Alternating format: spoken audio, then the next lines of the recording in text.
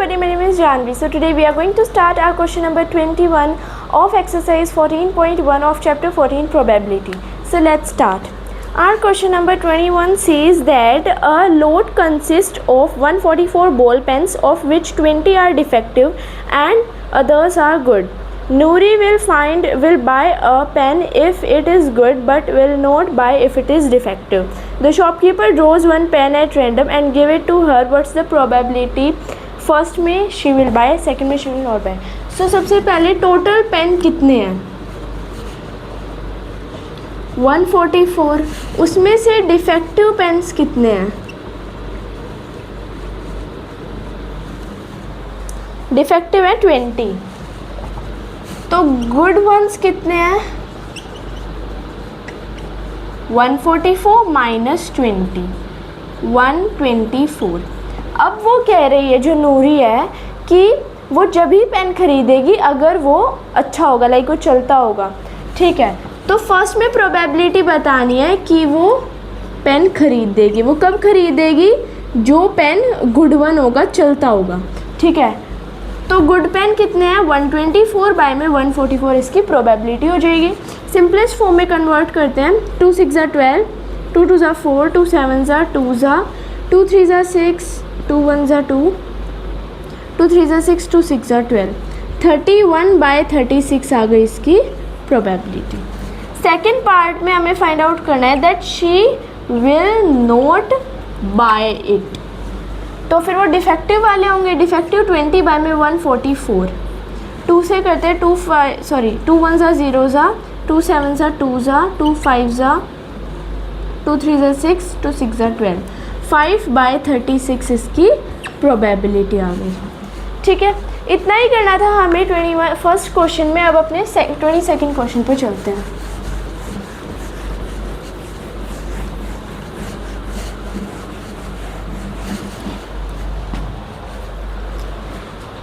Second question में हमें क्या दिया गया है? A student argue that there are 11 possible outcomes. एक स्टूडेंट कह रहा है 11 पॉसिबल आउटकम्स हैं.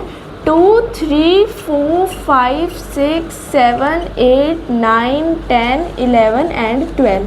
अब इसने कहा है क्या इसमें से हर एक की पॉसिबिलिटी हमेशा 1/11 रहेगी? क्या आप इस आर्ग्यूमेंट से लाइक एग्री करते हो? Justify your answer. तो देखो, जो ये आर्ग्यूमेंट है ये इक्वली लाइकली नहीं है. ठीक है, इक्वली लाइकली नहीं है. इसकी प्रोबेबिलिटी 1/11 नहीं हो सकती. ठीक है, तो इसीलिए ये आर्ग्यूमेंट से हम एग्री नहीं करते. इतना ही करना था हमें 22nd क्वेश्चन में. अब अपने 23rd क्वेश्चन पर चलते हैं. 23rd क्वेश्चन में हमें क्या दिया गया है? A game consists of tossing a 1 rupee coin 3 times and nothing it comes each time. Hanif wins it all if all toss give the same result, that is 3 head 3 tail, and loses otherwise. Calculate the probability that Hanif will lose the game. तो देखो, अगर हम 3 coins को toss करते हैं तो क्या क्या आउटकम्स आते हैं? Heads heads heads, tails tails tails. याद है? Heads heads tails, heads tails heads, tail heads heads, tail heads tell.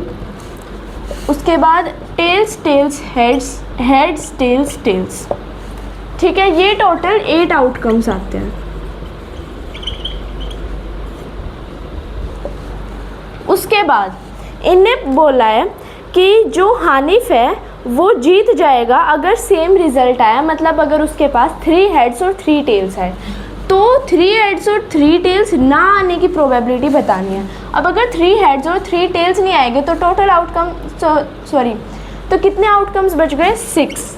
ठीक है, और टोटल कितने हैं? 8. 2 3 ज़ा 6, 4 ज़ा 3/4 इसकी प्रोबेबिलिटी आ जाएगी.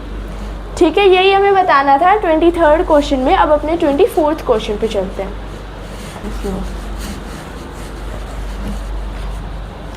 तो अब 24th क्वेश्चन में हमें क्या दिया गया है?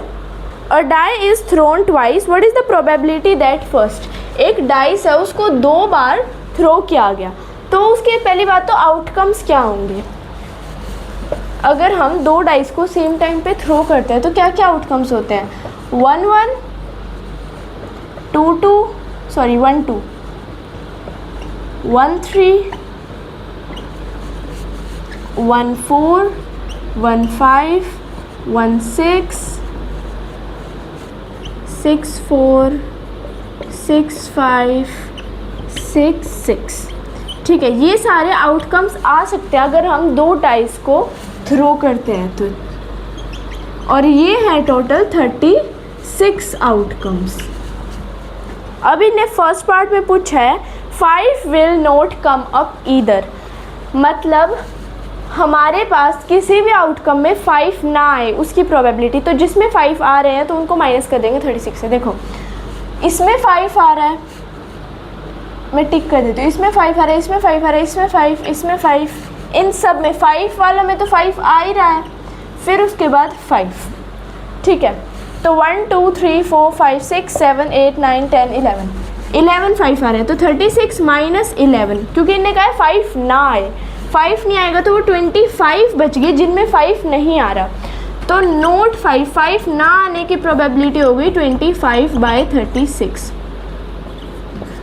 अब इनने, ये था फर्स्ट पार्ट। सेकंड पार्ट में पूछा है कि 5 विल कम अप एटलीस्ट, कि एक बार तो 5 आ ही रहा हो।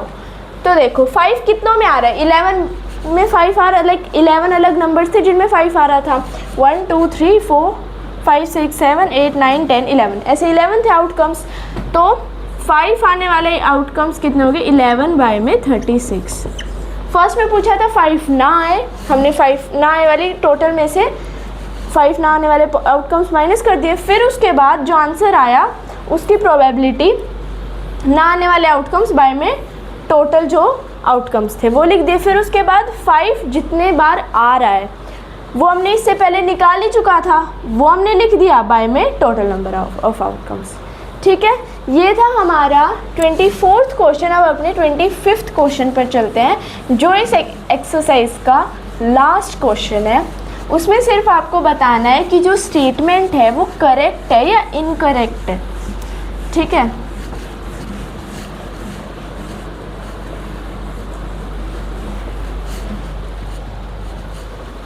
देखो अब अपने 25th क्वेश्चन में which of the following argument are correct और which are incorrect, give reason for your answer. तो फर्स्ट में पूछा गया है if 2 coins are tossed simultaneously, अगर हम 2 कॉइन्स को टॉस करते हैं तो देखो क्या क्या आउटकम्स होते हैं? Heads heads, tails tails, tails head, heads tail, ये आउटकम्स होते हैं।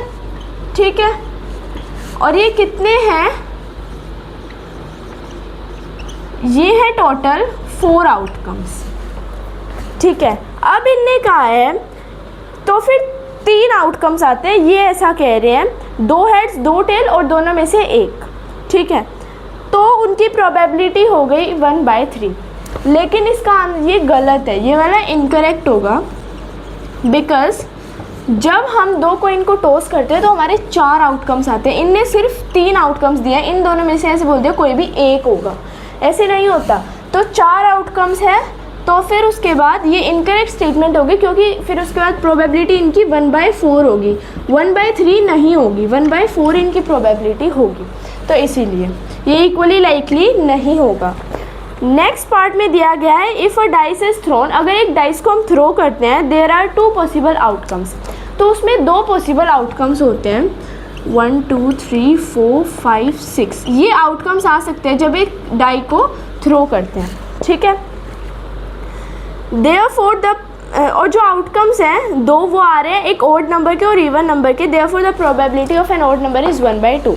अब देखो एक ऑड नंबर की इसमें प्रोबेबिलिटी क्या होगी? फिर ये ऑड है, ये ऑड है, ये ऑड, ये ऑड, सॉरी 1 2 3 1 3 5, ये ऑड है, 3/6 1/2, प्रोबेबिलिटी 1/2 होगी ना ऑड नंबर की, और इवन नंबर है 3, तो even number is equals to 3/6। 6 मैंने इसलिए लिखा क्योंकि टोटल आउटकम 6 है। 3 1/2, 1/2 इसकी आ गई। ठीक है, प्रोबेबिलिटी।